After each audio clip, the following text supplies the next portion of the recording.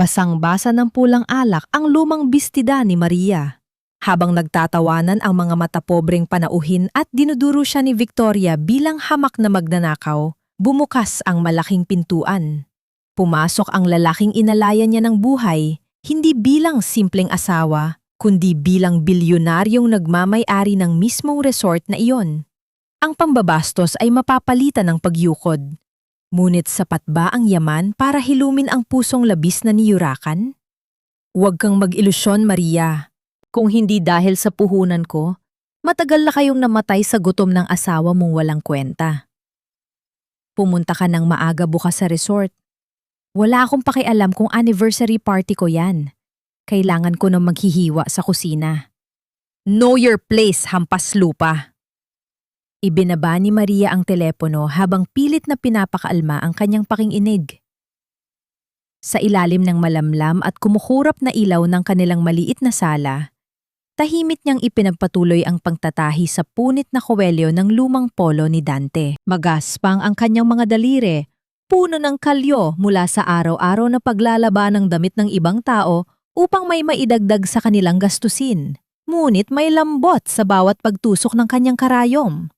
Ginagawa niya ito para sa asawang mahal na mahal niya, ang lalaking pilit na itinataguyod ang kanilang pangarap kahit na madalas ay amoy, isda at mantika ang kanilang pinagsasaluhan. Ngunit unti-unting nawala ang anino ng ngiti sa kanyang mga labi. Nanikip ang kanyang dibdib na tila may nakadagan na mabigat na bato. Parang tinusok ng libu-libong karayom ang kanyang lalamunan habang pinipigil ang paghikbi na nagbabantang kumawala. Isang mainit na patak ng luha ang tumakas sa kanyang mga mata at bumagsak sa telang hawak niya. Unti-unting lumalawak at pinalalabo ang kulay ng sinulid. Hanggang kailan ko ba kailangang bayaran ang utang na loob na ito? Hanggang kailan ko isusuko ang aking dangal para lang huwag nilang sumbatan ang asawa ko? Nabalik lamang ang kanyang diwa nang maramdaman niya ang isang mainit na palad sa kanyang balikat. Nagising si Dante, gusot ang buhok at bakas ang labis na pagod mula sa maghapong pagtatrabaho. Sa paos na boses ay nagtanong ito kung bakit gising pa siya at kung bakit basa ang kanyang mga mata. Mabilis na pinunasan ni Maria ang kanyang luha gamit ang likod ng kanyang kamay. Nagpakawala siya ng isang pilit na tawa at sinabing nadala lamang siya sa napapanood niyang nakakaiyak na teleserye sa kanilang lumang telebisyon. Ginawa niya ito upang protektahan ang dangal ng kanyang asawa. Ayaw niyang kaawaan siya ni Dante at lalong ayaw niyang makita nitong niyuyurakan sila ng sarili nilang kamag-anak. Niyakap lamang siya ni Dante mula sa likuran at marahang hinalikan ang kanyang no. Bumubulong ng mahigpit na pangako na malapit nang matapos ang lahat ng kanilang paghihirap. Hinintay niyang bumigat ang paghinga ng kanyang asawa bago niya inayos ang kumot nito. Marahan siyang yumuko at hinagkan ang no ni Dante. Iniiwan ang isang tahimik na sumpa sa hangin na handa siyang saluhin ang lahat ng pang-aalipusta at hirap. Huwag lamang matapakan ang dangal ng lalaking nagbibigay ng lakas sa kanya. Madaling araw pa lamang ay bumangon na si Maria. Napansin niyang wala sa kanyang tabi si Dante. Sumilip siya sa siwang ng bintana at nakita ang asawa sa labas, hawak ang lumang cellphone nito. Iba ang tindig ng asawa niya ngayon. Tuwid, puno ng awtoridad at malamig ang boses habang nakikipag-usap sa kabilang linya. Narinig niyang binanggit nito ang tungkol sa mga papeles at isang malaking pagbawi na mangyayari kinabukasan ng gabi. Isang hakbang na walang sinuman ang makakapigil. Kumunot ang noo ni Maria. Inisip na baka pinag-uusapan lamang ng kanyang asawa ang mga kargamento sa pinapasukang bodega, kaya hindi na niya ito binigyan ng malalim na pansin. Inihanda niya ang kanyang sarili para sa araw na iyon. Kinuha niya ang kanyang lumang bag na gawa sa balat na unti-unti nang nantutuklap at isinuot ang isang kupas na bestida na minsan nang naging saksi sa kasimplehan ng kanilang pag-iisang dibdib. Nilunok niya ang kanyang natitirang dignidad. Ito ang presyo ng utang na loob. Ito ang bayad sa buhay na inutang nila noon sa pamilya ni Victoria upang makaraos sa matinding gutom. Nang makarating siya sa likurang bahagi ng naglalakihang resort, sinalubong siya ng mapangutyang tingin ng mga nakapilang katulong ni Victoria. Ang mga matatalim na ngiti at palihim na bulungan ng mga ito ay tila mga patalim na sumusugat sa kanyang pagkatao bago pa man siya makapasok. Binuksan ng gwardiya ang mabigat na bakal na pintuan para sa mga empleyado. Ang pag-ikot ng kalawangin nitong bisagra ay nag-iwan ng isang malungkot at mahabang alingaw-ngaw sa hangin. Tila nagsasara ang pinto ng isang malamig na kulungan na wala siyang kawala. Makakayanan kaya niya ang impyernong naghihintay sa loob. Sa loob ng mainit at maalinsangan na kusina ng resort, walang tigil sa paggalaw ang mga kamay ni Maria. Ang init ng mga naglalakihang kalan at ang makapal na usok mula sa mga niluluto ay tila yumayakap sa kanyang buong pagkatao. Walang tigil ang kanyang paghihiwa ng mga sangkap, isang gawain na tila walang katapusan.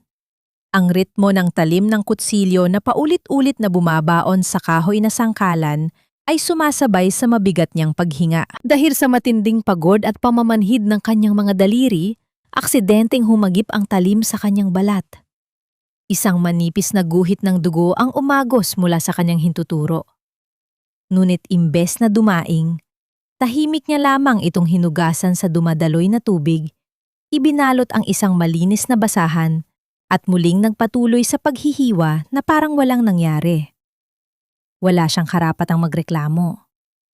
Ang maingay na kusina ay biglang binalot ng isang nakakapasong katahimikan nang bumukas ang pinto. Pumasok si Victoria na balot ng nagkikislapang ginto at naglalakihang diamante mula leeg hanggang mga daliri.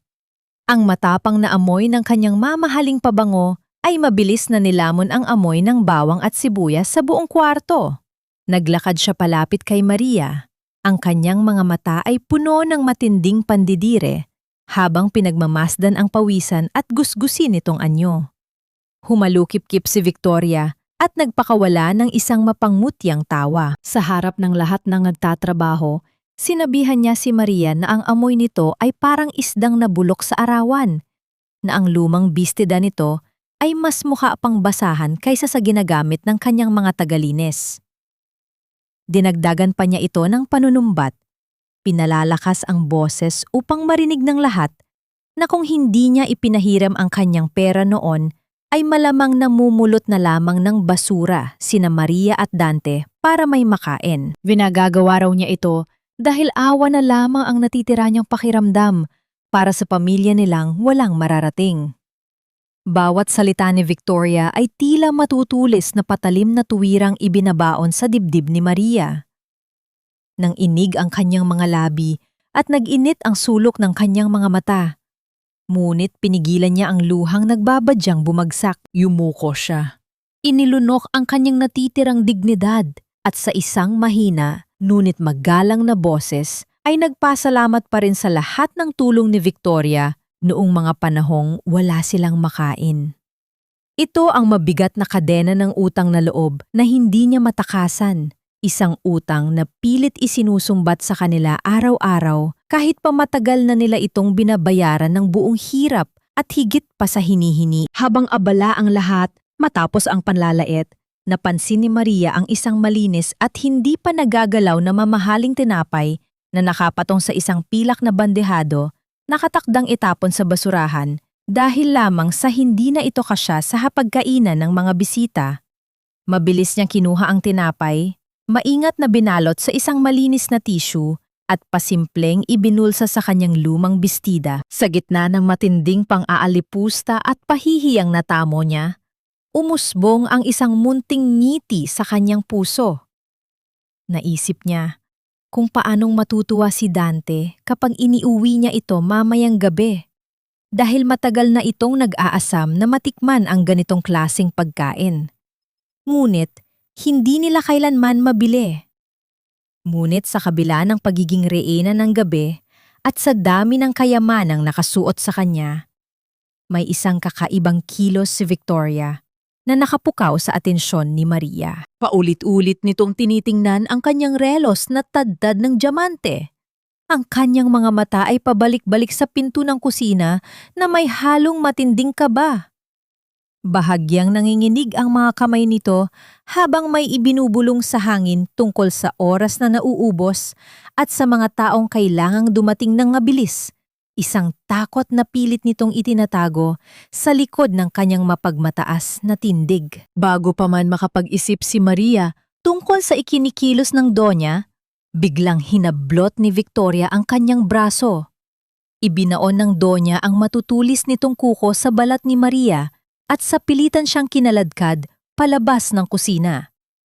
Sinubukan ni Maria na magmakaawa, pilit na ipinapaliwanag na hindi siya nararapat sa labas dahil sa kanyang marumi at pawisang ayos, ngunit hindi siya pinakinggan. May halong panggigigil na sinabi ni Victoria na kailangan makita ng kanyang mga piling bisita ang pinakamalaking charity project ng kanilang pamilya upang lalo pa siyang hangaan ng lipunan.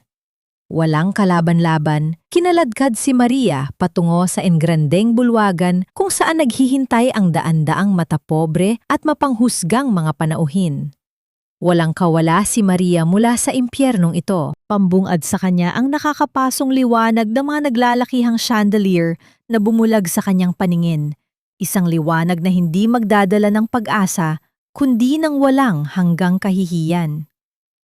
Ang nakakapasong liwanag ng mga naglalakihang chandelier ay tila mga matang mapanghusga na nakatitig sa bawat kapintasan ni Maria. Habang kaladkad siya ni Victoria papasok sa engrandeng bulwagan, halos hindi siya makahinga sa pinaghalong amoy ng mga mamahaling pabango at sa kaba na unti-unting lumalamon sa kanyang dibdib. Puno ang bulwagan ng mga taong nababalot sa seda at diamante. Mga taong ang halaga ng isang sapatos ay katumbas na ng ilang taong pagbabanat ng buto ng asawa niyang si Dante. Sa gitna ng karangyaang iyon, si Maria sa kanyang kupas at lumang bistida ay parang isang ligaw na damo sa gitna ng mga mamahaling rosas. Agad siyang iniharap ni Victoria sa isang grupo ng mga mayayamang amiga nito. Sa bawat hakbang nila, ay unti-unting tumatahimik ang mga nag-uusap, napapalitan ng mapanuring tingin at palihim na bulungan. Sa isang malakas at sadyang ipinagmamalaking boses, sinimulan ni Victoria ang kanyang palabas. Mga amigas, look who is here! I want you all to meet Maria, ang asawa ng pinsan kong si Dante. Sila ang pinakamalaking charity project ng pamilya namin. You know, bilang mga pinagpala, we have to give back to the poorest of the poor. Hindi ba, Maria? Nagtawanan ang mga ginang. Ang ilan ay bahagyang nagtakip ng kanilang mga ilong gamit ang kanilang mga pamaypay, hindi itinatago ang pandidiri sa amoy ng kusina na nakakapit sa damit ni Maria. Isang donya na tadtad ng alahas ang nagsalita na may halong pang-iinsulto. Naku, Victoria, napakabuti talaga ng puso mo. Pero sana naman ay binigyan mo siya ng maayos na damit. My gosh, baka isipin ng iba ay pinapasok mo ang pulubi galing sa labas. Tingnan mo ang sapatos niya. Halos bumuka na ang swelas. Naramdaman ni Maria ang pag-akit ng init sa kanyang mukha. Gusto niyang lamunin siya ng lupa sa mga oras na iyon. Ang bawat halahak nila ay tila sampal sa kanyang pagkatao. Sa isang mahinahon at nanginginig na tinig, sinubukan niyang magpaalam upang makatakas sa impyernong iyon. Ate Victoria, kung maaari po sana ay babalik na ako sa kusina. Baka po kasi masuunog ang mga niluluto ko. Nakakahiya naman po sa inyo. Ngunit sa halip na pakinggan siya, ngumiti ng napakatamis si Victoria sa kanyang mga bisita, habang ang kamay nito ay mabilis na dumapo sa braso ni Maria. Mahigpit, napakahigpit ng pagkakahawak nito. Unti-unting ibinaon ni Victoria ang kanyang matutulis na kuko sa balat ni Maria. Isang palihim na pagmamalupit na hindi nakikita ng madla, ngunit naggudulot ng matinding hapdi hanggang sa kanyang buto. Stay here, Maria. Madiin, ngunit nakangiting bulong ni Victoria, bagaman ang kanyang mga mata ay nagbabanta. Gusto ng mga amigas ko na malaman kung paano ba kayo nakakaroos sa buhay na isang kahig, isang tuka. Lalo na at ang asawa mo ay hanggang ngayon ay walang nararating. Kawawa naman si Dante. Isang malaking failure. Mabuti na lang talaga at narito ako para isalba kayong mag-asawa mula sa pagkakasadlak sa imburnal. Ang marinig, nahiyain ang kanyang asawa sa harap ng maraming tao ay higit na masakit kaysa sa anumang pisikal na sugat. Naghihimagsik ang puso ni Maria. Gusto niyang sumigaw. Gusto niyang ipagtanggol si Dante at sabihing, walang sinuman ang may karapatang tapakan ang dangal ng lalaking nagtatrabaho ng marangal at walang tinatapakang tao. Ngunit muli siyang pinigil ng mabigat na utang na loob. Naalala niya ang mga panahong halos wala silang makain at ang perang ipinahiram sa kanila noon na siyang naging dahilan kung bakit nakaraos sila sa mga araw na iyon. Upang maiwasan ang anumang gulo na maaaring ibalik bilang sisi kay Dante, pinili ni Maria na kimkimin ang sakit at pigilan ang mga luhang gustong pumatak. Mahigpit niyang pinagdikit ang kanyang mga kamay habang mariing pumikit sandali. Dahan-dahang inaayos ang kanyang paghinga upang kumalma. Ibinaba niya ang kanyang paningin at tahimik na tinanggap ang bawat patalim ng kanilang mga salita. Pinipiling siya na lamang ang masugatan, wag lamang ang asawang kanyang pinakamamahal. Sa gitna ng walang humpay na panlalait, naramdaman niya ang mahinang pagyanig ng kanyang lumang cellphone sa loob ng bulsa ng kanyang bistida. Pasimple niya itong kinuha. Iniingatan na, huwag mapansin ng mga mapanuring mata sa paligid. Isang mensahe ang bumungad sa basag na screen ng kanyang telepono mula yon kay Dante. Malapit na ako. May sorpresa ako para sa iyo. Isang kakaibang init ang biglang yumakap sa nanlalamig niyang puso. May kung anong pang-asa ang sumibol sa kanyang dibdib. Ibinaling niya ang kanyang paningin sa malalaking salaming bintana ng bulwagan upang itago ang namumuong luha ng kagalakan. Ngunit sa pagtingin niyang iyon sa madilim na bahagi ng hardin, may isang bagay na nakapukaw ng kanyang atensyon. Sa ilalim ng mga anino ng malalaking puno, may mga nakatayong lalaki na pawang nakasuot ng itim na pormal na kasuotan. Hindi sila mukhang mga ordinaryong gwardiya ng resort. Tahimik silang nagmamasid, parang mga aninong naghihintay ng hudyat. Ang kanilang mga paningin ay nakapako sa mismong bulwagan. Sino ang mga taong iyon at ano ang kanilang sadya sa pagtitipon na ito? Bago pa man niya lubusang mapag-isipan ang nakita, ang banayad na musika ng orkestra ay biglang ginati ng isang matinis at nakakabinging tili ng pagkasindak. Isang mayaman at kilalang donya sa kabilang dulo ng bulwagan ang biglang nagwala, pilit na iwinawagayway ang kanyang kamay sa hangin habang nanlalaki ang mga mata. Ang kanyang boses ay nanginginig sa matinding galit at pagtataranta. Nawawala ang kanyang pinakamahalagang diamanteng singsing. Ang nakakabinging tili ng donya ang nagpatigil sa musika, binabalot ang buong bulwagan ng isang nakakapasong katahimikan na nagsisigaw ng paparating na unos. Tuluyang namatay ang malambing na tugtog ng orkestra. Napalitan ng mga nagkukumahog na yabag at seryosong bulungan. Ang donyang naghihisterya ay halos mawalan ng hininga habang pilit na iwinawagayway ang kanyang nanginginig na kamay sa hangin. Bakas ang matinding kilabot sa kanyang mukha habang ipinagsisigawan na nawawala ang kanyang milyones na diamanteng singsing, isang pamana pa raw mula sa kanyang mga ninuno. Ang mga panauhing kanina ay nagtatawanan ay biglang nabalot ng pagdududa. Mahigpit na hinawakan ang kani-kanilang mga mamahaling bag at alahas. Tila ba may nakapasok na halimaw sa kanilang sagradong palasyo? Mabilis na gumit na si Victoria. Imbes na pakalmahin ang kanyang panauhin at ipatawag ng tahimik ang seguridad ng resort, may namuong maitim na plano sa likod ng kanyang mga nag-aalalang mata. Tila isang malupit na mga ngaso na nakahanap ng perpektong biktima, dahan-dahang bumaling ang kanyang paningin patungo sa babaeng nakatayo sa madilim na sulok ng bulwagan. Itinaas ni Victoria ang kanyang kamay at ang kanyang daliring may matutulis na kuko ay tuwirang itinuro ang namumutlang muka ni Maria. Sino pa ba ang magnanakaw dito kundi ang pinakapatay gutom? Ang boses ni Victoria ay umalingaw-ngaw ng buong talim. Hinihiwa ang natitirang dignidad ng kanyang ipinagmamalaking kamag-anak. Mga amigas, tingnan ninyo siya. Kanina pa umaaligid ang babaeng yan sa ating mga mesa. Alam niyo naman kung gaano kahirap ang buhay nila ng kanyang asawa. Baka naisip niyang ito na ang sagot sa kanilang mga utang. Parang mga matapang na asong, narinig ang hudyat ng kanilang amo. Dahan-dahang pinalibutan ng mga mayayamang panauhin si Maria. Ang mga matang kanina ay puno ng pandidiri, ay napalitan ngayon ng matinding poot at paghuhusga.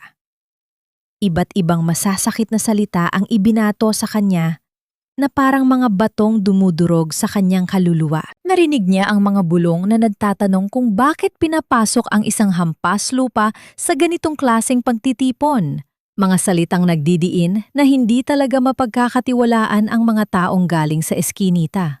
Pakiramdam ni Maria ay umiikot ang buong paligid. Ang hangin sa loob ng malawak na bulwagan ay tila naubos. Sinasakal ang kanyang lalamunan. Umatras siya ng umatras hanggang sa sumandal ang kanyang likod sa isang malamig na haligi. Nagsimulang manginig ang kanyang mga tuhod habang sunod-sunod na bumagsak ang mga maiinit na luha mula sa kanyang mga mata.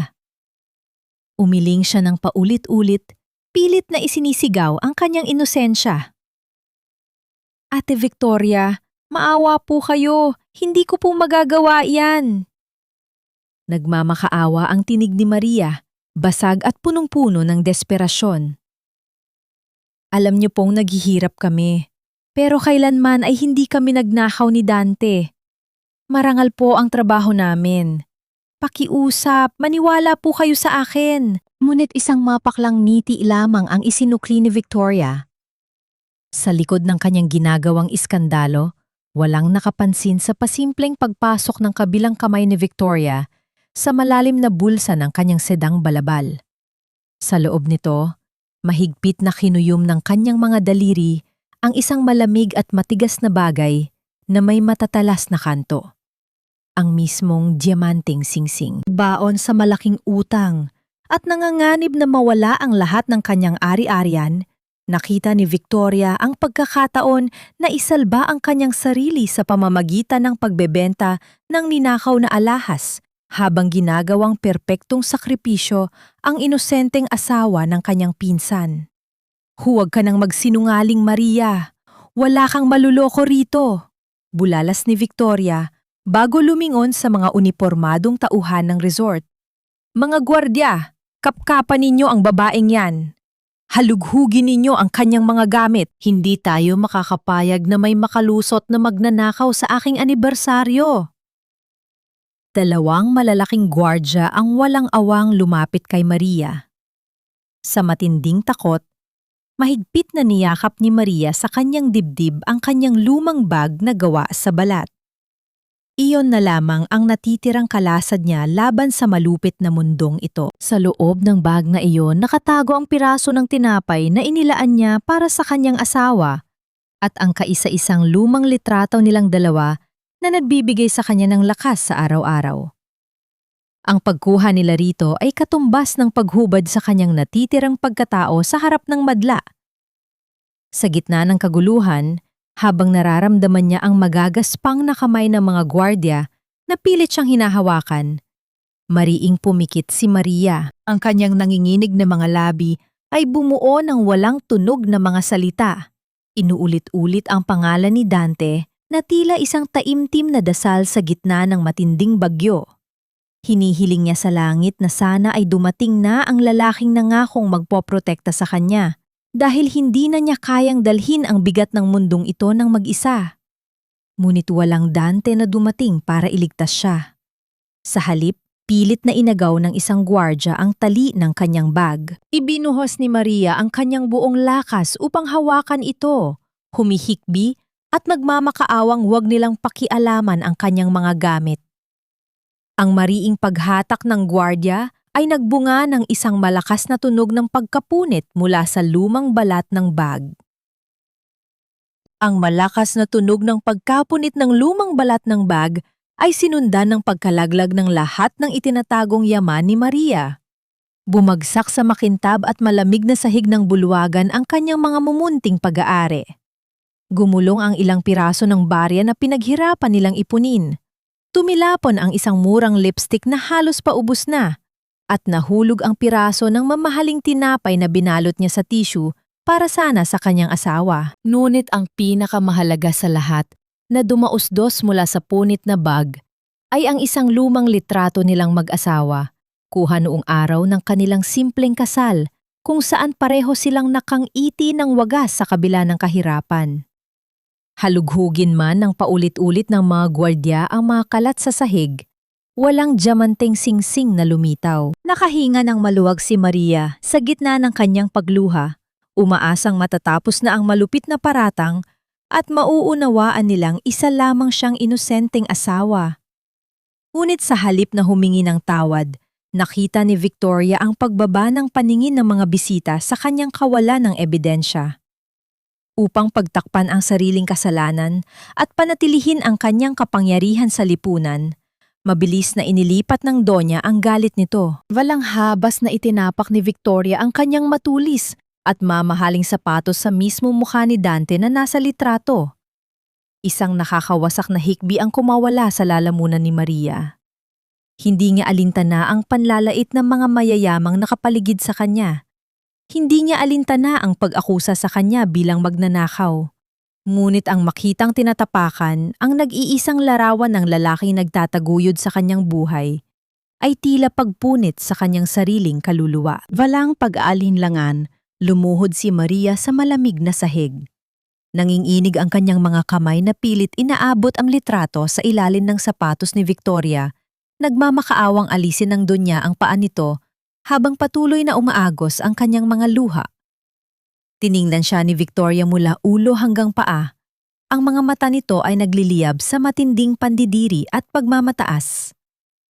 Sa isang malamig at nanunuot na boses, isinumbat nito ang mga salitang nagpababa kay Maria sa pinakasahig ng lipunan. Alamin mo ang lugar mo, hampas lupa. Wala kayong karapatang maging masaya habang nabubuhay kayo sa awa ko. Kasabay ng mga mapait na salitang iyon, dinampot ni Victoria ang isang baso ng mamahaling pulang alak mula sa kalapit na mesa. Nang walang anumang pagdadalawang isip, ibinuhos niya ang buong nilalaman nito sa nakayukong ulo ni Maria. Bumagsak ang malamig at mapulang likido sa buhok ni Maria. Unti-unting gumagapang pababa sa kanyang muka, humahalo sa kanyang maiinit na luha at tuluyang binabasa ang kanyang kupas na bestida. Nanlamig ang buong katawan ni Maria. Sa harap ng daan-daang mapangutiang mata na walang ginawa kundi panuurin siyang durugin at ipahiya, nakaluhod siya, basang-basa at nanginginig sa matinding sakit na hindi kayang lunasan ng anumang gamot. Ang tanging nagawa niya lamang ay yakapin ng mahigpit ang nabasang litrato ni Dante sa kanyang dibdib. Idinidikit ito sa kanyang mabilis na tumitibok na puso, na tila ba ito ang nag-iisang sandigan na pumipigil sa tuluyan niyang pagkasira sa mundong ito. Habang ang lahat ay abala sa paghalahak sa kaawa-awang sinapit ni Maria, walang nakapansin sa biglaang pamumutla ng general manager ng resort na nakatayo malapit sa malaking pinto. Ang mukha nito ay tila nakakita ng isang nakakatakot na pangitain. Ang kanyang mga tuhod ay nagsimulang manginig habang nakatingin sa labas ng bulwagan, pawis na pawis sa kabila ng lamig ng hangin mula sa aircon. Tila ba may isang higanting unos na handang manalasa? Bago pa man muling makapagsalita si Victoria upang tapusin ang kanyang malupit na palabas, isang nakakayanig na boses ang biglang umalingaw-ngaw mula sa likuran, pumunit sa masasayang halahak ng mga mata pobre. "Tumigil kayo!" Kasabay ng umaatikabong sigaw na iyon ay ang marahas na pagbukas ng dalawang naglalakihang pinto ng bulwagan, ang mabigat at nag-iisang yabag ng sapatos na yumanig sa sahig. Ang mabigat at nag-iisang yabag ng sapatos na yumanig sa makintab na sahig ay tuluyang nagpatahimik sa buong bulwagan. Mula sa maluwang na bukana ng pinto, isang bulto ng lalaki ang lumitaw sa gitna ng nakakapasong liwanag mula sa labas. Unti-unting luminaw ang kanyang figura sa paningin ng lahat, na nagdala ng matinding pagkabigla sa mga taong naroroon. Wala na ang lalaking pilit pinagkakasya ang sarili sa isang kupas at punit na polo. Wala na ang Dante, na kilala nilang nagtitiis sa init ng araw at tahimik na yumuyuko sa pangungutya ng lipunan. Ang lalaking nakatayo ngayon sa kanilang harapan ay nakasuot ng isang napakamamahaling itim na suit na perpektong nakayakap sa kanyang matipunong katawan. Bawat hakbang niya ay may dalang hindi maipaliwanag na awtoridad, isang uri ng kapangyarihan na hindi nabibili kundi ipinanganak mula sa matinding pagsisikap.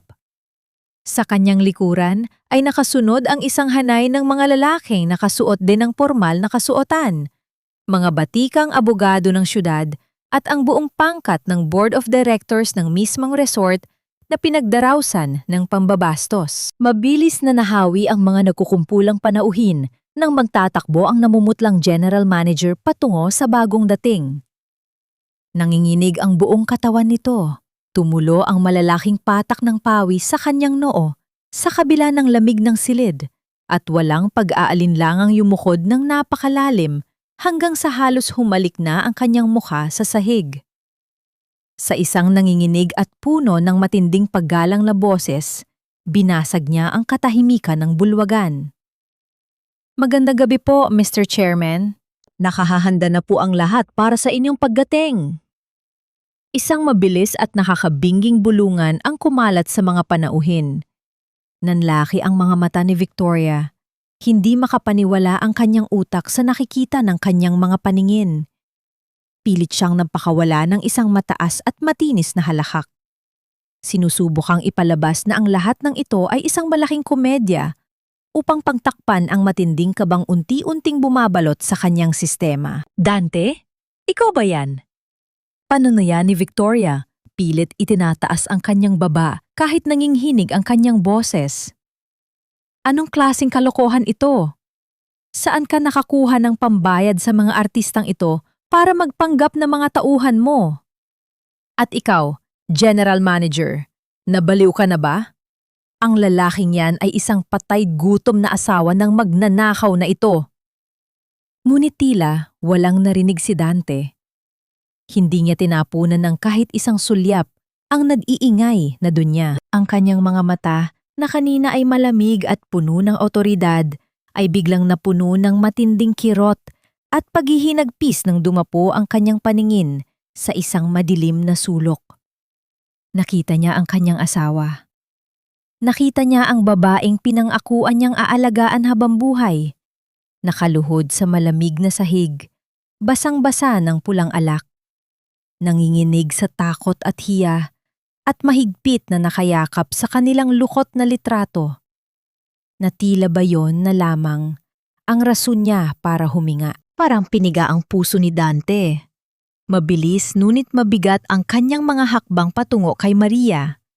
Hinawi niya ang mga taong nakaharang ng walang anumang pasintabi. Hindi niya inalintana ang dumi ng sahig o ang pagkasira ng kanyang mamahaling pantalon nang siya ay lumuhod sa mismong harapan ng kanyang asawa. Wala siyang sinabing kahit na ano sa simula. Mabilis niyang hinubad ang kanyang makapal at mainit na coat at buong pag-iingat na ipinulupot ito sa nanginginig at giniginaw na balikat ni Maria.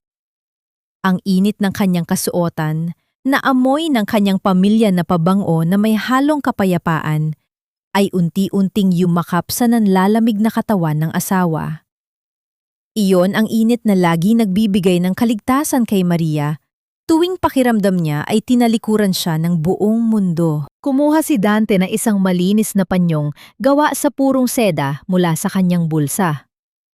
Sa kabila ng kanyang malalaki at magagaspang na kamay, ang mga kamay na nagkalyo sa pagtatayo ng kanyang imperyo, napakalambot at napakadahan-dahan ng kanyang pagpunas sa mga mansa ng alak at luha na sumira sa maamong mukha ni Maria. Bawat haplos niya ay may kasamang pagmamahal na tila ba ang asawa niya ang pinakamahalaga at pinakamarupok na diamante sa buong mundo. Nandito na ako, asawa ko. Patawarin mo ako kung nahuli ako. Bulong ni Dante. Basag ang kanyang boses at nagbabadya ang kanyang mga luha na bumagsak dahil sa labis na panliliit sa sarili, na hinayaan niyang masaktan ang nag-iisang babaeng naging sandigan niya. Napakurap si Maria. Tiningnan niya ng maigi ang mga mata ni Dante. Ito pa rin ang asawang minamahal niya. Ang lalaking ipinagdasal niya kanina na sana ay dumating. Ngunit ang mundo sa paligid nila ngayon ay nagbago. Paano nagkaroon ng ganitong kapangyarihan ang lalaking kasalo niya sa paghahati ng tuyo at kaning kagabi? Saan nagmula ang lahat ng yamang ito at bakit inilihim ito sa kanya sa loob ng maraming taong pagsasama nila? Sa kabila ng dagat ng kalituhan sa kanyang isip, ang pagpatak ng mainit na luha ni Dante sa kanyang palad ang nagpatunay na totoo ang lahat ng ito. Wala man siyang naiintindihan sa ngayon, isang bagay ang malinaw. Ligtas na siya. Matapos masigurong nakabalot ng maayos si Maria at ligtas sa paningin ng iba, dahan-dahang tumayo si Dante. Hinarap niya ang buong bulwagan. Ang lambot at pagmamahal sa kanyang mga mata ay biglang naglaho. Pinalitan ng isang nag-aapoy na galit na kayang sumunog ng kahit anong kayabangan. Ang kanyang paningin ay matalim na nakapako kay Victoria, na ngayon ay unti-unting umaatras dahil sa matinding takot na dumadaloy sa kanyang ugat. Hindi sumigaw si Dante. Wala siyang ginawang marahas na galaw. Ngunit ang kanyang boses ay napakalamig, kasing singit ng yelo na tumagos sa bawat sulok ng silid, nagdadala ng hatol sa mga taong nandiri sa kanyang asawa. Anong ginawa mo sa reyna ko? Ang malamig at nakakamatay na katanungang iyon ay nag-iwan ng isang nakakabining katahimikan sa buong bulwagan na sinundan lamang ng walang tigil na panginginig ng mga tuhod ni Victoria. Sa kabila ng matinding takot na unti-unting lumalamon sa kanyang sistema, pinilit ni Victoria na ibalik ang kanyang mapagmataas na tindig. Huminga siya ng malalim, itinaas ang kanyang baba at ginamit ang nadiiisang sandata na palagi niyang ipinang-aalipin sa mag-asawa. Ang nakaraan. Huwag mo akong tingnan ng ganyan, Dante. Nanginginig man ang boses, ay pilit pa ring isinigaw ni Victoria. Ang kanyang mukha ay namumula sa pinaghalong galit at hiya. Baka nakakalimutan mo kung sino ang nagpakain sa inyo noong mga panahong naghihingalo kayo sa gutom. Kung hindi dahil sa puhunan na ibinigay ko sa inyo, matagal na kayong nabubulok sa lansangan. Utang na loob ninyo sa akin ang mga buhay ninyo. At ngayon, papasok ka rito sa mismong anibersaryo ko para ipahiya ako dahil lang sa asawa mong walang silbi? Hindi gumalaw si Dante. Hindi rin nagbago ang lamig ng kanyang ekspresyon. Sa halip na sumagot ng pabalang, marahan niyang itinaas ang kanyang kamay. Agad na lumapit ang punong abogado mula sa kanyang likuran. Binubuksan ang isang makapal na folder na naglalaman ng mga opisyal na dokumento. Ang mahinang kaluskos ng mga pahina ay tila naghuhudyat ng isang napakalaking pasabog. Utang na loob? Malamig at matalim ang boses ni Dante. Walang bakas ng paggalang sa babaeng nasa kanyang harapan. Ang 50,000 pisong ipinang-alandakan mo sa buong mundo bilang utang na loob namin ay 10 taon na naming nabayaran. At hindi lang yon, Victoria. Noong panahong palubog ang negosyo ng asawa mo, 5 taon na ang nakalilipas, ang hindi nagpakilalang imbestor na nagligtas sa inyo mula sa pagkakulong ay walang iba, kundi ako. Binayaran ko ang kayabangan mo ng higit pa sa inaasahan. Ngunit patuloy mong inalipusta ang babaeng dahilan kung bakit kita tinulungan. Kumuha ng isang tiyak na dokumento ang abogado at iniharap ito kay Victoria. Nanlaki ang mga mata ng Donya nang makita ang sariling pirma ng kanyang asawa sa ibaba ng isang kasunduan sa pagbili. Ngunit hindi yan ang dahilan kung bakit ako narito. Pagpapatuloy ni Dante, ang kanyang boses ay unti-unting lumalakas, sapat upang marinig ng bawat matapobreng bisita sa bulwagan. Narito ako para formal na ipaalam sa iyo na dahil sa walang habas mong paglustay ng pera para sa iyong mga walang kwentang pantitipon at alahas, tuluyan ng nabangkarote ang pamilya mo. At ang taong bumili ng lahat ng utang ninyo sa bangko, ang taong nagmamay-ari na ngayon ng bawat kumpanya ninyo, At ang taong legal na nag-iisang may-ari ng mismong resort na tinatapakan mo ngayon ay ako. Tila gumuho ang buong mundo ni Victoria. Napaatras siya. Ang kanyang mga kamay ay nanginghinig na napahawak sa kanyang ulo. Sinubukan niyang maghanap ng kakampi mula sa kanyang mga mayayamang amiga. Ngunit ang mga ito ay mabilis na umiwas ng tingin at lumayo sa kanya. Tila ba isa siyang nakakahawang sakit? Hindi yan totoo. Kasinungalingan yan, sigaw ni Victoria habang pilit na kinukuha ang mga papeles mula sa kamay ng abogado. Ngunit mabilis siyang pinigilan ng mga gwardya. Ang mismong mga gwardyang inutusan niya kaninang saktan si Maria na ngayon ay sumusunod na sa utos ng bago nilang amo. At para sa nawawalang diamante. Mahinahong sumingit ang abogado, inilalabas ang isang maliit na tablet na nagpapakita ng malinaw na kuha mula sa security camera ng resort. Ipinapakita sa bidyong ito na bago pa man magsimula ang kaguluhan, malinaw na nakita si Ginang Victoria na pasimpleng inilagay ang singsing ng kanyang amiga sa sarili niyang bulsa. Isang desperadong hakbang para ibenta ito at bayaran ang mga lihim niyang utang sa labas. Sabay-sabay na napasinghap ang mga panauhin. Ang donyang nag-akusa kay Maria kanina ay mabilis na lumapit kay Victoria. Buong lakas na hinablot ang bulsa ng balabal nito at doon nga ay nahulog ang nawawalang singsing na kumislap sa malamig na sahig. Isang malakas na sampal ang dumapo sa pisingi ni Victoria mula sa kanyang sariling kaibigan, sinamahan ng mga masasakit na salita ng pagkasuklam. Tuluyang nawala ng lakas si Victoria. Bumagsak ang kanyang mga tuhod sa sahig, sa mismong lugar kung saan niya pinahirapan si Maria kanina. Wala na ang kanyang pagmamataas. Wala na ang kanyang kayamanan. Ang babaeng naghari-harian at nang alipusta ng napakahabang panahon ay ngayon ay umiiyak, humahagulgol at gumagapang patungo sa paanan ni Dante. Nagmakaawa siya. Pilit niyang inabot ang laylayan ng pantalon ni Dante, isinisigaw ang pangalan nito at humihingi ng kahit katiting na awa, nangangakong magbabago at luluhod sa harap ni Maria kung kinakailangan. Ngunit tiningnan lamang siya ni Dante ng may labis na pandidiri bago sumenya sa mga tauhan ng seguridad. Ilabas ninyo ang trespasser na yan mula sa pag-aari ko. Wala siyang karapatang dumihan ang lugar na ito. Pilit na binuhat ng mga gwardya si Victoria. Habang kinakaladkad siya palabas, nagpupumiglas at sumisigaw, ibinaling ni Maria ang kanyang paningin sa ibang direksyon. Sa kabila ng lahat ng pang-aaping dinanas niya, ang pagbuhos ng alak, ang mga masasakit na salita, ang pagtapak sa litrato ng kanyang asawa, wala siyang naramdamang tuwa o hahe sa pagkawasak ni Victoria. Ang tanging namayani sa kanyang dibdib ay isang malalim at tahimik na awa para sa isang taong tuluyang nilamon ng sariling kayabangan at put. Hindi niya kailanman nanaising maranasan ng iba ang sakit ng mapahiya sa harap ng maraming tao, kahit pa ang taong iyon ay ang mismong nagbigay sa kanya ng impyerno.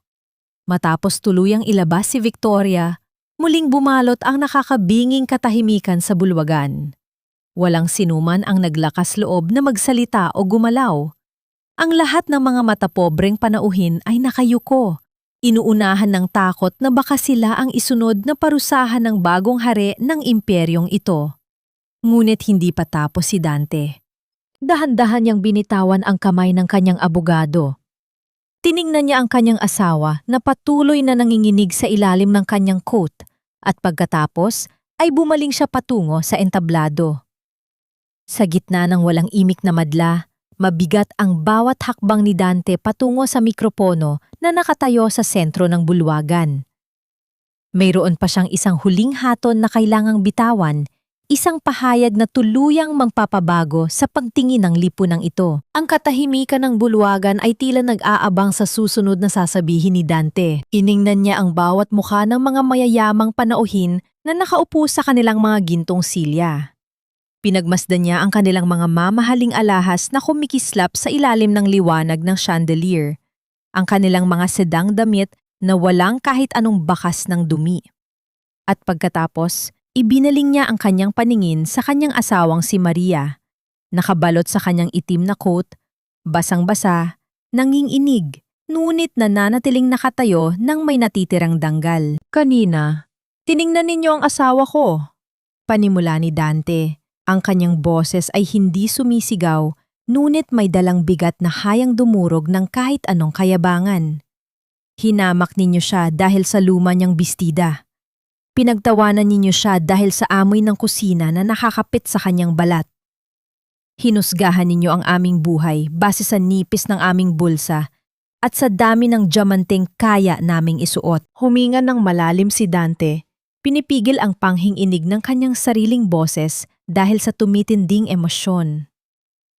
Ngunit ang hindi ninyo alam, sa likod ng bawat tagumpay na nakikita ninyo sa akin na yon, sa bawat gusali at lupang nabili ko, ay ang walang katapusang sakripisyo ng babaeng yan. Wala kayong karapatang saktan siya. Dahil ang buong imperyo ko ay hindi itinayo ng talino ko lamang. Itinayo ito mula sa dugo, pawis at mga luhang tahimik niyang iniluha tuwing gabi habang tinatahi ang aking mga sirang damit para lamang magmukha akong kagalang-galang sa paningin ng iba. Tahimik na umagos ang mga luha ni Maria. Ang mga salita ni Dante ay tila isang malambot na kumot na unti-unting nagpapahupa sa matinding lamig at panginginig ng kanyang katawan. Sa loob ng maraming taon, inisip niyang walang nakakapansin sa kanyang mga paghihirap. Inisip niyang ang kanyang pagtitipid at paglimot sa sariling kaligayahan ay isang ordinaryong tungkulin lamang ng isang asawa. Ngunit ang marinig itong isigaw sa buong mundo ng lalaking pinakamamahal niya ay higit pa sa anumang gantimpala. Bumaba si Dante mula sa entablado at mabagal na naglakad pabalik kay Maria. Ang mga elitistang panauhin ay kusang humawi, yumuyuko at iniiwas ang kanilang mga paningin dahil sa matinding hiya. Nang makarating si Dante sa harapan ng kanyang asawa, hindi niya inalinta na ang mga mapanuring mata ng madla. Dahan-dahan niyang kinuha ang magaspang at nanginginig na kamay ni Maria. Inilapit niya ito sa liwanag upang makita ng lahat. Ang mga dalaring puno ng kalyo, ang mga kuko na walang kulay, at may natitira pang sugat mula sa paghihiwa sa kusina. Ito ang mga kamay na pinantawanan nila kanina. Ipinikit ni Dante ang kanyang mga mata at buong pagmamahal na idinampi ang kanyang mga labi sa magaspang na palad ni Maria. Isang halik na puno ng pagsamba at walang hanggang pasasalamat. Ito ang mga kamay na nagtaguyod sa akin. Matatag at puno ng pagmamalaking wika ni Dante habang nakatingin ng diretsyo sa mga panauhin. Ang mga kamay na ito ang nagpakain sa akin noong panahong itinakwil ako ng sarili kong pamilya at isinusumpa ko sa harap ninyong lahat ang sinumang mangahas na bastusin siya o tignan siya ng may pandidiri ay walang puwang sa mundo ko.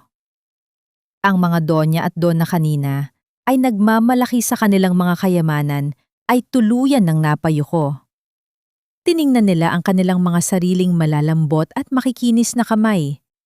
Mga kamay na puno ng ginto, ngunit walang anumang bakas ng tunay na sakripisyo para sa pag-ibig. Nabalot sila ng matinding kahihiyan, na pagtantong ang babaeng tinawag nilang patay gutom ay may mas matingkad at mas dalisay na kaluluwa kaysa sa kanilang lahat na pinagsama-sama. Tumingala si Maria kay Dante. Sa pagkakataong ito, hindi na siya umatras. Hindi na niya itinago ang kanyang sarili sa likod ng pagiging mababa. Marahan niyang pinisil ang kamay ni Dante, isang mahigpit at nanginghinig na hawak ng pagtanggap. Naramdaman niya sa wakas na karapat-dapat siya sa pagmamahal na ito, na ang kanyang mga kalyo at sugat ay hindi mga kapintasan, kundi mga medalya ng kanyang katapangan bilang isang asawa. Iniangkla ni Dante ang kanyang bisig sa baywang ni Maria. Inaalalayan ito ng may buong pag-iingat. Sabay silang naglakad patungo sa malaking pinto ng bulwagan. Iniiwan ang lugar na minsang naging saksi sa kanilang pang-aalipusta, na ngayon ay isa nga lamang kahawlang puno ng mga taong durog ang pagmamataas. Na makalabas sila sa engrandeng gusali, sinalubong sila ng malamig at sariwang hangin ng gabi. Ang pamilyar na kadiliman ng labas ay tila mas payapa at mas malinis kaysa sa peking liwanag ng bulwagan.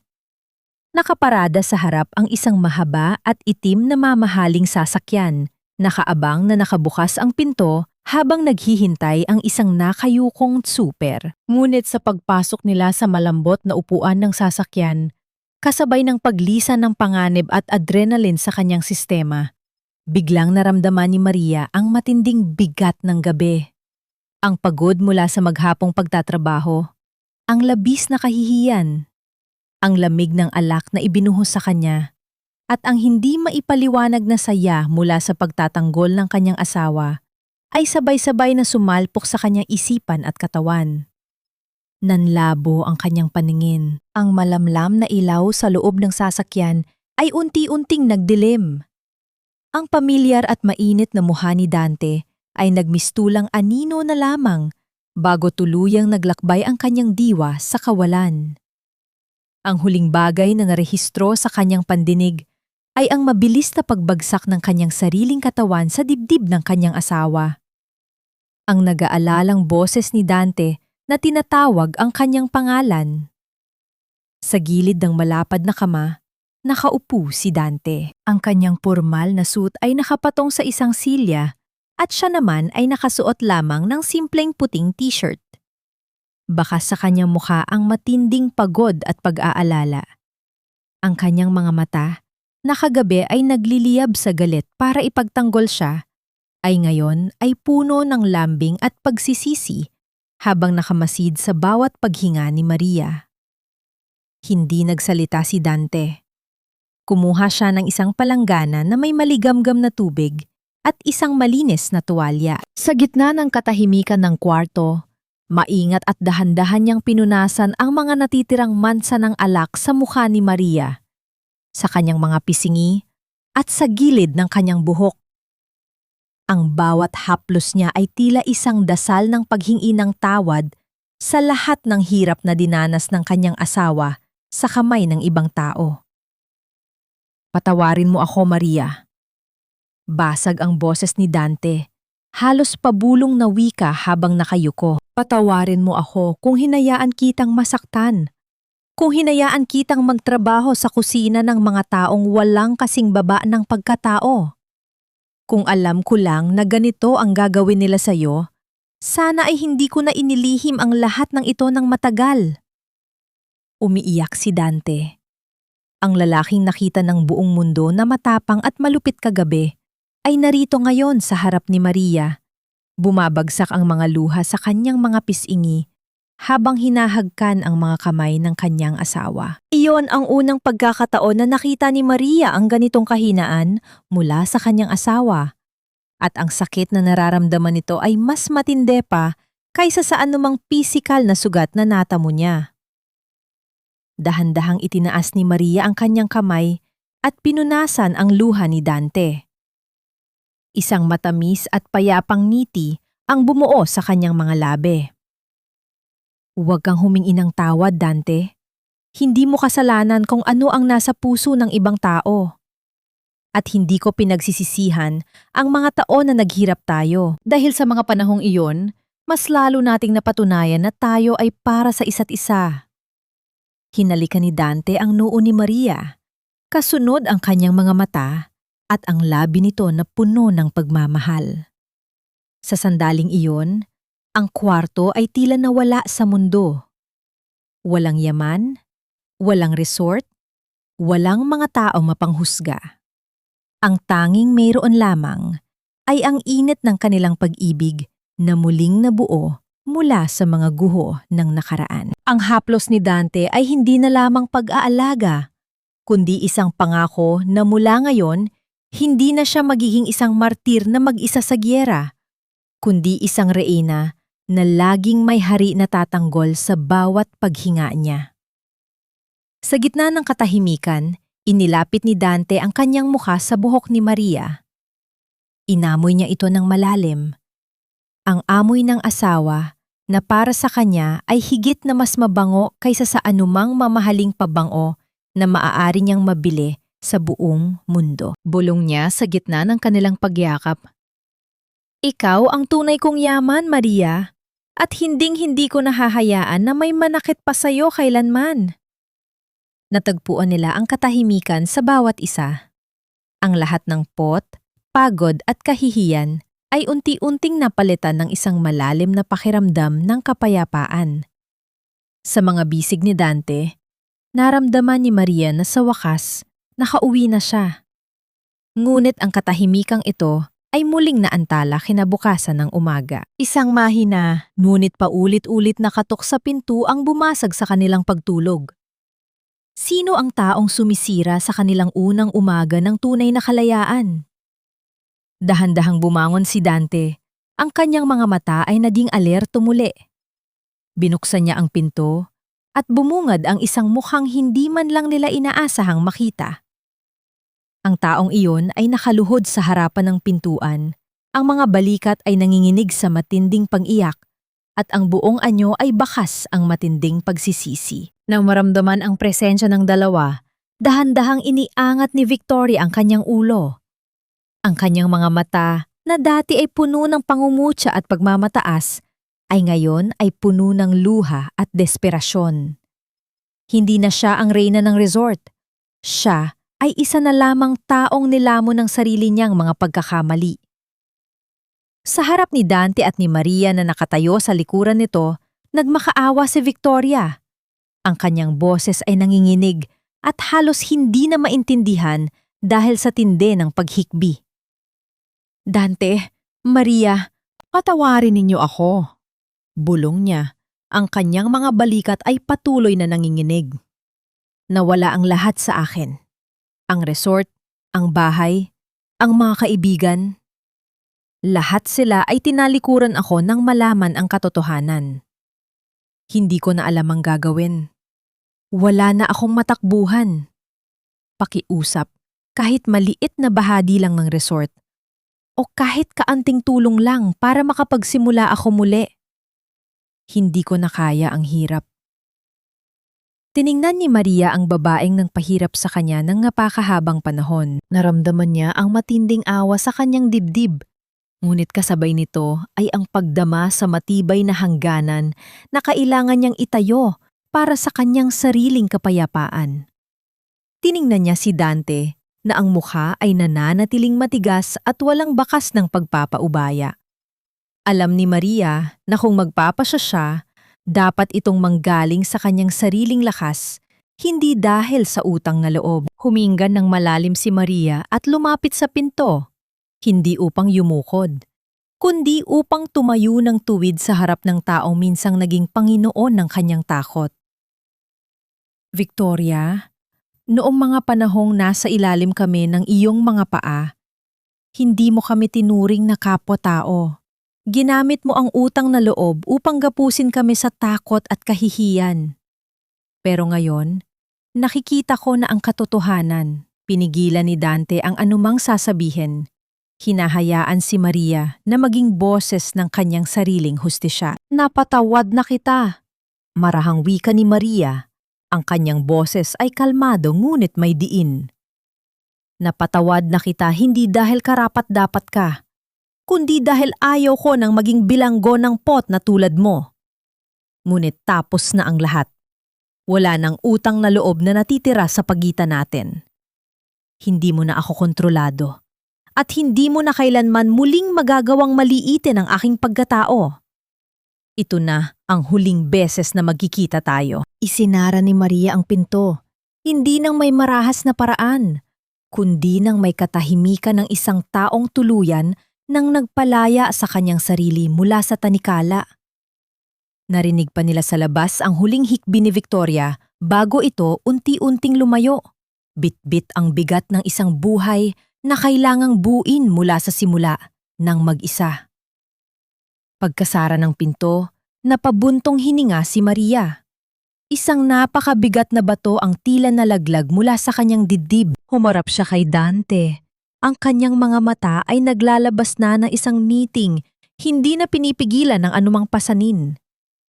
Ang bawat takot, ang bawat pagsusumbat, ang bawat luha, lahat ng iyon ay bahagi na lamang ng isang nakalipas na hindi na muling makakaabot sa kanyang kasalukuyan. Umuwi na tayo, wika ni Maria. Ang mga salitang iyon ay hindi lamang isang simpleng paanyaya, kundi ang pagpapatunay na sa wakas, sa kabila ng lahat, ay nahanap na nila ang tunay nilang tahanan sa piling ng isa't isa. Sa gitna ng kanyang maliit ngunit makabuluhang opisina, abala si Maria sa pagrerepaso ng mga dokumento para sa kanyang foundation. Ang organisasyong ito ay nakatuon sa pagbibigay ng puhunan at kasanayan sa mga kababaihang minsan ding nakaranas ng matinding hirap at pang-aapi. Mga babaeng katulad niya noon na nangangailangan lamang ng isang pagkakataon upang muling tumayo. Bagaman mayroon na silang lahat ng yaman sa mundo, hindi nagbago ang kanyang mga mata. Nanatili ang kanyang pagiging simple at ang singsing na ginto na ibinigay ni Dante noong sila ay nagsisimula pa lamang, na sadyang pinalagyan niya ng maliit na diamante, ay mas kumikinang pa sa kanyang daliri kaysa sa anumang alahas na nakita niya sa buong buhay niya. Sa malayong bahagi ng syudad, sa isang maliit at marangal na palengke, makikita ang isang babaeng nakasuot ng simpleng apron, matiyagang nag-aayos ng mga sariwang gulay sa kanyang paninda. Si Victoria, hindi na siya ang reynang nababalot ng ginto. Siya ay isa na lamang mga lalakal na nagtatrabaho sa pawis ng kanyang sariling no. Hindi na siya kinakailangang maghari-harian dahil natutuhan na niya ang leksyon ng pagpapakumbaba na ibinigay sa kanya ng tadhana. Ang kanyang buhay ay payak, ngunit sa unang pagkakataon, ang kanyang mga gabi ay hindi na ginagambala ng kasinungalingan o takot sa pagkakabuking. Sa paglubog ng araw, naglalakad sina Dante at Maria sa dalampasigan. Ang langit ay pininturahan ng kulay kahel at rosas, isang napakagandang tanawin na tila sumasalamin sa kapayapaang matagal na nilang inasam. Mahigpit ang pagkakahawak ni Dante sa kamay ng kanyang asawa. Hindi na siya ang lalaking laging nakayuko o laging nagtatago. Siya ay isang lalaking buong pagmamalaking ibinibida, ang babaeng nagturo sa kanya kung ano ang tunay na kahulugan ng katapatan. Huminto sila sa harap ng dagat. Ibinulong ni Dante ang kanyang walang hanggang pasasalamat. Ang kanyang tinig ay puno ng pag-ibig na walang anumang halong pagpapanggap. Sumandal si Maria sa kanyang balikat at sa sandaling iyon, naramdaman niya ang tunay na kahulugan ng tagumpay. Hindi na nila kailangang maghanap ng sagot sa kung paano sila nagtagumpay dahil alam nila ang lihim.